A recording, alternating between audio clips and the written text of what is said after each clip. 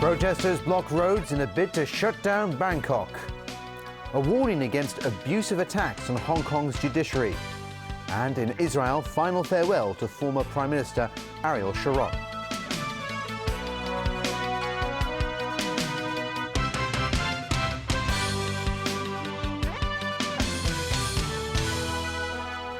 Good evening. More than 10,000 anti-government protesters in Thailand brought Bangkok to a grinding halt today, but they also warned that today's shutdown is just the beginning. They planned a months-long campaign aimed at overthrowing caretaker Prime Minister Yingluck Shinawatra. Protesters occupied every nook and cranny of Bangkok today, hoping to bring the Thai capital to its knees. Demonstrators gathered at 7 major intersections, blocking roads with walls of sandbags, vans, or massive sit-ins, which halted much of the traffic into Bangkok's business district. And it's not over. They've threatened to expand the shutdown by cutting off 20 different intersections for an entire month. This official warned residents to brace for delays as the government tries to ease congestion. So of course there will be some traffic jam in this area, but our police will be able to direct the traffic through. And the major road to airport expressway will be open. Over at the Thai Labor Ministry, employees were forced to flee the building as protesters began chaining the ministry's gates shut. The masses accuse Yingluck and her brother, former Prime Minister Thaksin Shinawatra, of corruption. Despite Yingluck's calls for snap elections in February, protesters still want her caretaker government stripped from power and replaced by a non-elected People's Council. That's what the Occupy Bangkok movement aims to do via inspiration from opposition movement leader Suthep Thaugsuban. He fired up demonstrators, saying never give up the fight. He said forcing Yingluck out of office will mean a brighter future for Thais, which takes eradicating the Shinawatra family's influence on Thai politics. But realizing that goal has led to bloodshed in recent weeks. Chaos, the government admits, is hard to prevent. Those who have some prepared intention to, cause some injuries or try to push the situation to some chaotic situation, that's difficult to guess. 8 people, including 2 police officers, have been killed and scores wounded in what many fear could be a political struggle headed straight for a civil war. Well, local travel agencies are trying to make alternative arrangements for customers who have booked holidays to Bangkok over the Lunar New Year period. The Travel Industry Council is hoping to come to a consensus with the agencies on cancellations and rearrangements. Rani Samtani has that story.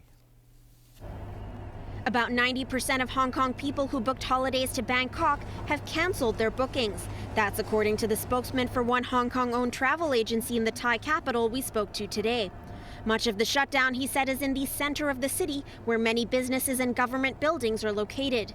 But the rest of the city has so far remained normal. The shopping malls are still open, so are most tourist destinations, he told us. But one Hong Konger who owns a restaurant there found the front of his eatery blocked by protesters, and he is getting half as many customers as he usually does. According to the Travel Industry Council, all group tours to Bangkok have been cancelled since December.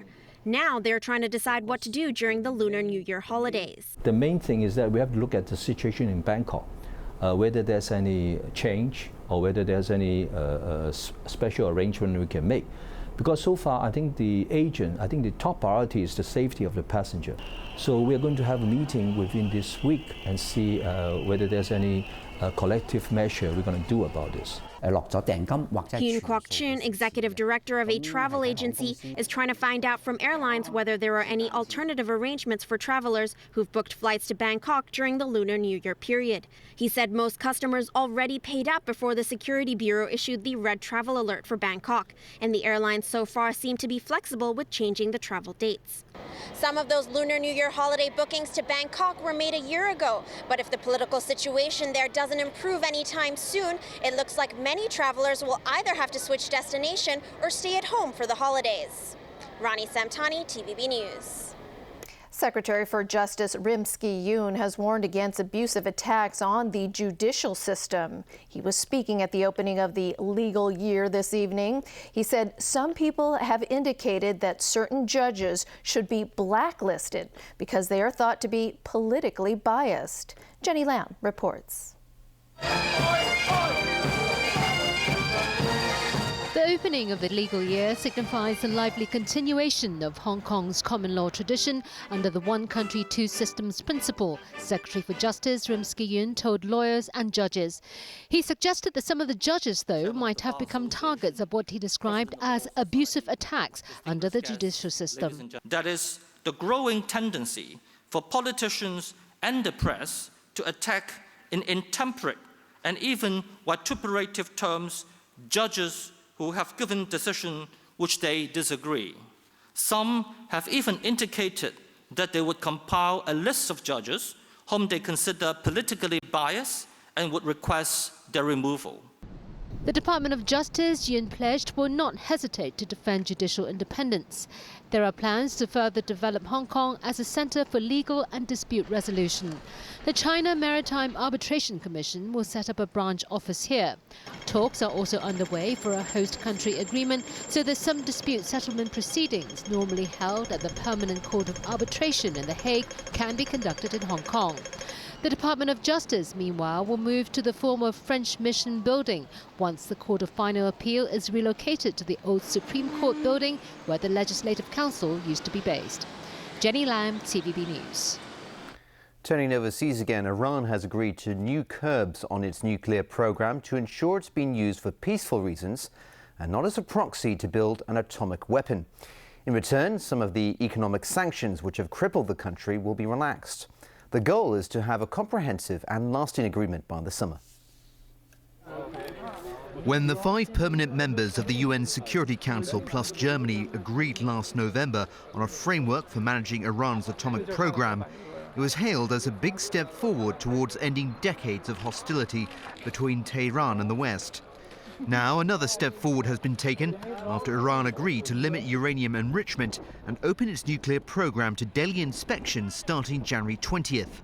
The agreement begins a process leading to a final agreement in roughly 6 months from now.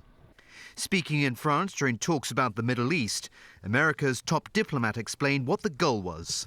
Our absolute top priority in these negotiations is preventing Iran from obtaining a nuclear weapon, translated, making absolutely clear, beyond any doubt, that Iran's program is a peaceful program. But Kerry is under no illusions about the difficulties that still lie ahead.